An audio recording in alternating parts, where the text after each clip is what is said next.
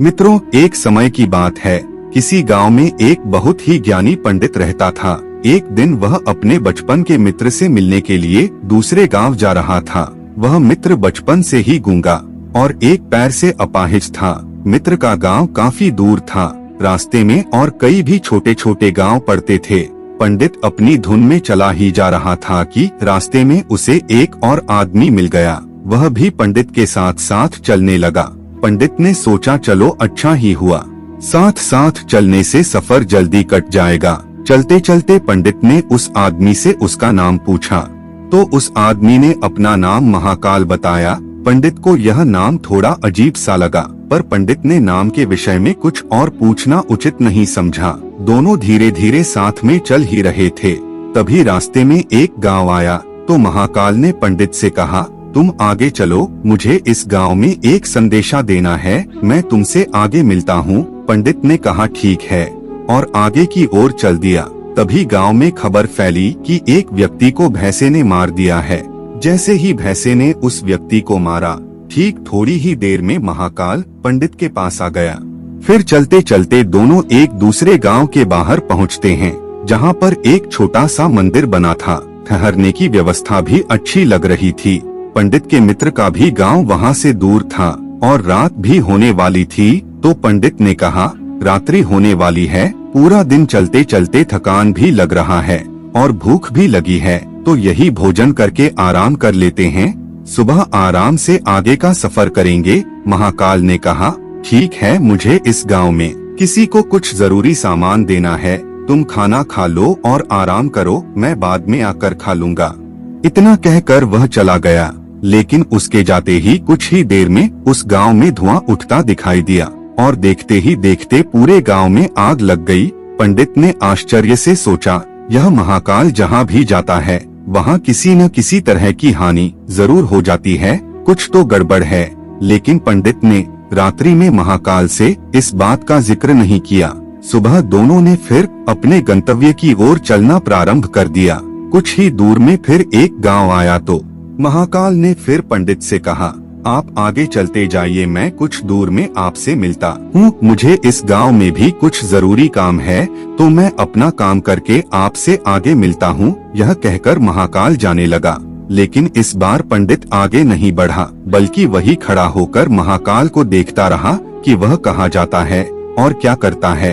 तभी लोगों ने चिल्लाना शुरू कर दिया कि किसी व्यक्ति को सांप ने काट लिया है और वह मर गया है। ठीक उसी समय महाकाल फिर से पंडित के पास पहुंच गया, लेकिन इस बार पंडित को सहन नहीं हुआ। उसने महाकाल से पूछ लिया कि तुम जिस गांव में जाते हो वहां कोई न कोई नुकसान जरूर हो जाता है, क्या तुम मुझे बता सकते हो ऐसा क्यों होता है? तो महाकाल ने जवाब दिया, पंडित जी, आप तो मुझे बहुत बड़े ज्ञानी मालूम हुए थे, इसलिए मैं आपके साथ चलने लगा था, क्योंकि ज्ञानियों का संग बहुत अच्छा होता है, परंतु आप अभी तक समझ नहीं पाए कि मैं कौन हूँ। पंडित ने कहा, मैं समझ गया हूँ, लेकिन मुझे शंका है, अगर आप ही अपना उपयुक्त परिचय दे दें तो मुझे आसानी होगी। तो महाकाल ने जवाब दिया, मैं यमदूत हूँ और यमराज की आज्ञा से उन लोगों के प्राण हरण करता हूँ जिनकी आयु पूर्ण हो चुकी है। हालांकि पंडित को पहले से ही इस बात की शंका थी, फिर भी महाकाल के मुंह से यह सुनकर पंडित घबरा गया, लेकिन फिर हिम्मत करके पूछा, अगर ऐसी बात है और तुम सचमुच यमदूत हो तो बताओ अगली मृत्यु किसकी है?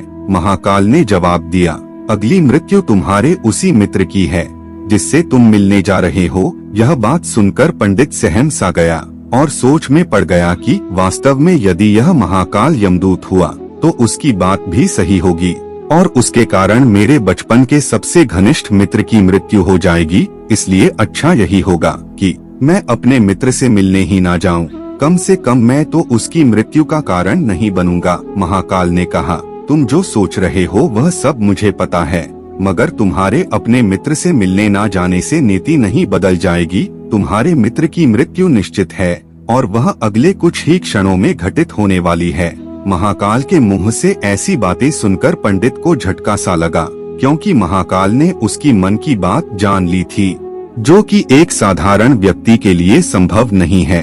अब पंडित को विश्वास हो गया कि यह महाकाल सचमुच में ही यमदूत है, इसलिए वह मित्र की मृत्यु का कारण न बने। इस कारण वह पीछे की ओर मुड़ा और अपने गांव की ओर जाने लगा। परंतु जैसे ही पंडित मुड़ा, उसका मित्र तेजी से उसकी ओर आता दिखाई दिया, जो पंडित को देखकर अत्यंत प्रसन्न दिख रहा था। अपने मित्र के आने की गति को देखकर पंडित को ऐसा लगा जैसे उसका मित्र काफी समय से उसके पीछे ही आ रहा है, लेकिन वह बचपन से ही गूंगा था और पैर से अपाहिज था, इसलिए ना तो पंडित तक पहुंच पा रहा था और ना ही पंडित को आवाज देकर रोक पा रहा था। लेकिन जैसे ही वह पंडित के पास पहुंचा, अचानक उसकी मृत्यु हो गई।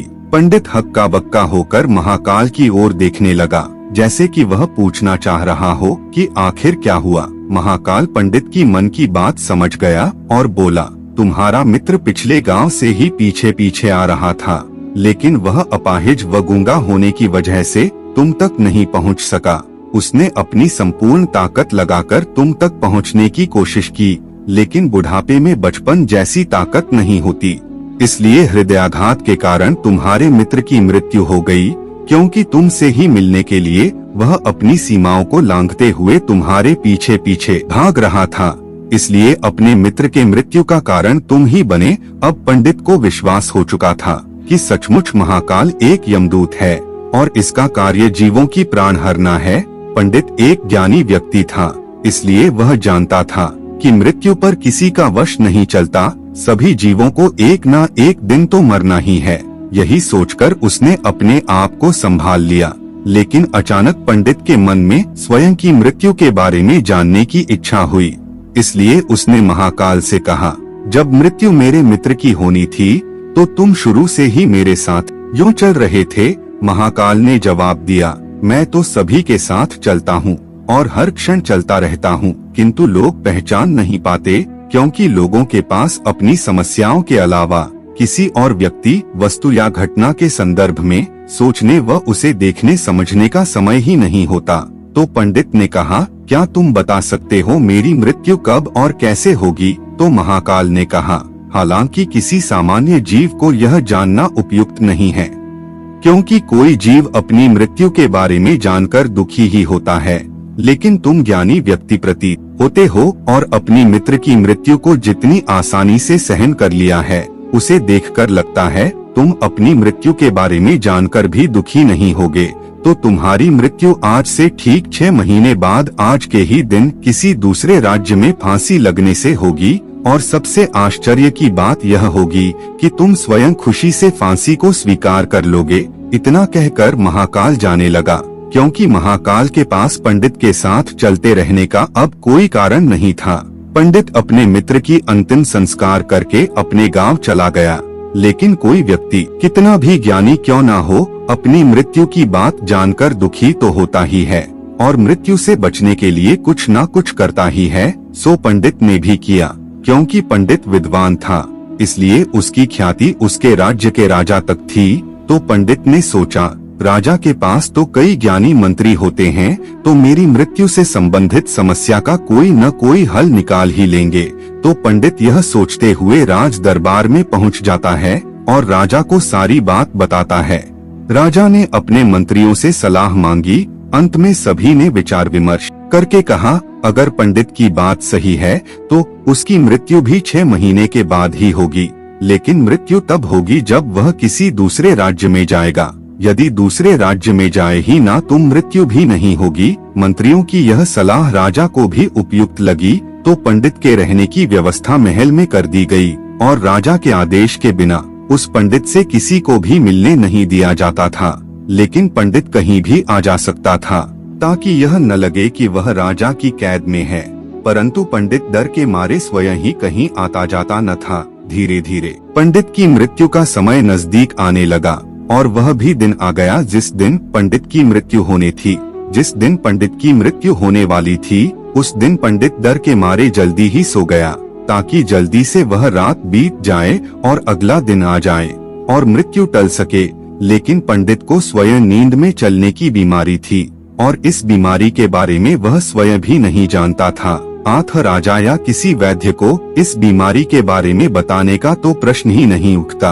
पंडित अपनी मृत्यु को लेकर बहुत चिंतित था और नींद में चलने की बीमारी तभी आती है जब नींद ठीक तरह से ना हो पा रही हो। तो उसी रात पंडित को नींद में चलने का दौरा पड़ा। वह उठा और महल से निकलकर अस्तबल में गया। पंडित राजा का खास मेहमान था, इसलिए पहरेदार ने भी पंडित को नहीं रोका और न ही किसी तरह की पूछताछ की। अस्तबल में पहुंचकर वह सबसे तेज चलने वाले घोड़े की पीठ पर सवार होकर नींद में ही राज्य की सीमा के बाहर किसी दूसरे राज्य में चला गया। इतना ही नहीं, वह दूसरे राज्य के राजा के महल में पहुंच गया और उस महल के पहरेदार ने भी उसे नहीं रोका। सभी लोग रात्रि की अंतिम पहर होने के कारण नींद में थे। वह पंडित सीधा राजा के शयन कक्ष में पहुंच गया, जहां राजा और रानी सो रहे थे। वही पंडित भी जाकर लेट गया। सुबह हुई तो राजा ने पंडित को रानी के बगल में सोया हुआ देखा। यह देखकर राजा बहुत क्रोधित हुआ। पंडित को कैद कर लिया गया। पंडित को तो कुछ समझ में ही नहीं आ रहा था कि आखिर दूसरे राज्य में और राजा के शयन कक्ष में कैसे पहुंच गया। लेकिन वहां यह सब सुनने वाला कोई नहीं था। राजा ने पंडित को दरबार में हाजिर करने का हुक्म दिया।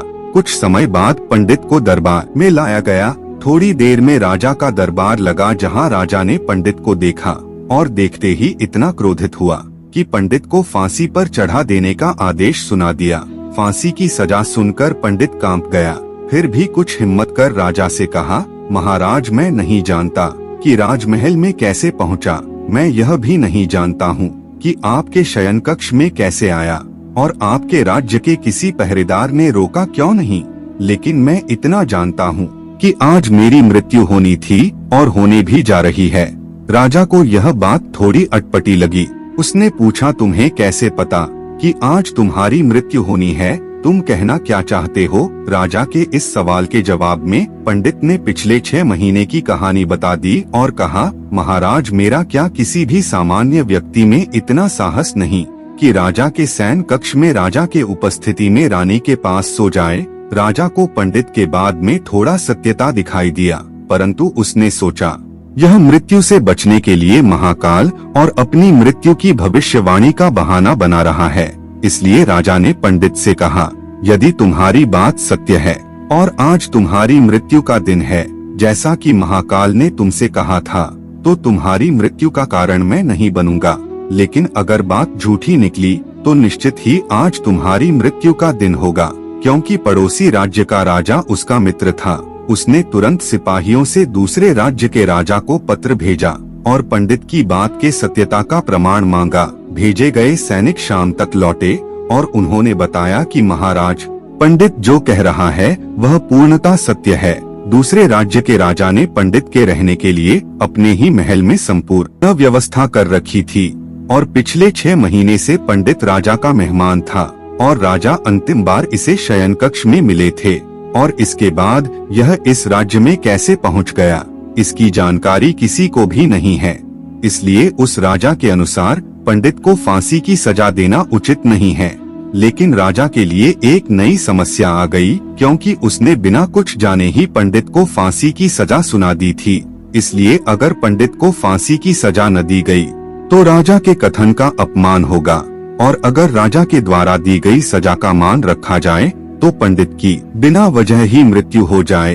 राजा ने अपने सभी मंत्रियों से इस बात पर चर्चा की। सभी मंत्रियों ने सुझाव दिया कि महाराज, पंडित को एक कच्चे सूत से फांसी लगवा दें, इससे आपके कथन का भी मान रह जाएगा और कच्चे सूत के धागे से पंडित को भी फांसी नहीं लगेगी और उसके प्राण बच जाएंगे। राजा को यह सुझाव अच्छा लगा। उसने ऐसा ही आदेश सुना दिया। पंडित के लिए कच्चे धागे के सूत का फांसी का फंदा बनाया गया और नियम के अनुसार पंडित को फांसी पर चढ़ाया जाने लगा। सभी लोग खुश थे कि ना तो पंडित मरेगा और ना ही राजा का कथन झूठा पड़ेगा। पंडित को भी विश्वास था कि सूत के धागे से तो उसकी मृत्यु हो ही नहीं सकती, इसलिए वह भी खुशी खुशी फांसी पर चढ़ने के लिए तैयार था, जैसा कि महाकाल ने उससे कहा था। लेकिन जैसे ही पंडित को फांसी दी गई, सूत का धागा तो टूट गया, लेकिन टूटने से पहले उसने अपना काम कर दिया था। पंडित के गले की नस सूत के धागे से कट चुकी थी और पंडित जमीन पर पड़ा तड़प रहा था। हर धड़कन के साथ उसके गले से खून की फौहार निकल रही थी और देखते ही देखते पंडित का शरीर पूरी तरह से शांत हो गया। सभी लोग आश्चर्यचकित थे। पंडित को मरते देख रहे थे। किसी को विश्वास ही नहीं हो रहा था कि इस कमजोर धागे से किसी की मृत्यु हो सकती है। लेकिन घटना घट चुकी थी। नियति ने अपना काम कर दिया था। जो होना होता है वह होकर ही रहता है। हम चाहे जितनी भी सावधानियां बरतें, जितना भी उपाय कर ले, लेकिन हर घटना और घटना का पूरा प्रणाली पहले से ही तय होता है, जिसे हम थोड़ा सा भी इधर उधर नहीं कर सकते। इसलिए ईश्वर ने हमें भविष्य जानने की क्षमता नहीं दी है, ताकि हम अपने जीवन को ज्यादा बेहतर तरीके से जी सकें। और यही बात उस पंडित पर भी लागू होती है। यदि पंडित महाकाल से अपनी मृत्यु के बारे में नहीं पूछा होता, तो 6 महीने राजा की कैद में रहकर डर डर कर जीने की जगह ज्यादा बेहतर जिंदगी जीता। मित्रों, कहानी कैसी लगी कमेंट में जरूर बताइए। वीडियो को लाइक कर हमारे चैनल को सब्सक्राइब कर लीजिए। मिलते हैं ऐसी एक और नई कहानी के साथ। तब तक के लिए जय हिंद, वंदे मातरम। वीडियो पूरा देखने के लिए आपका बहुत बहुत धन्यवाद।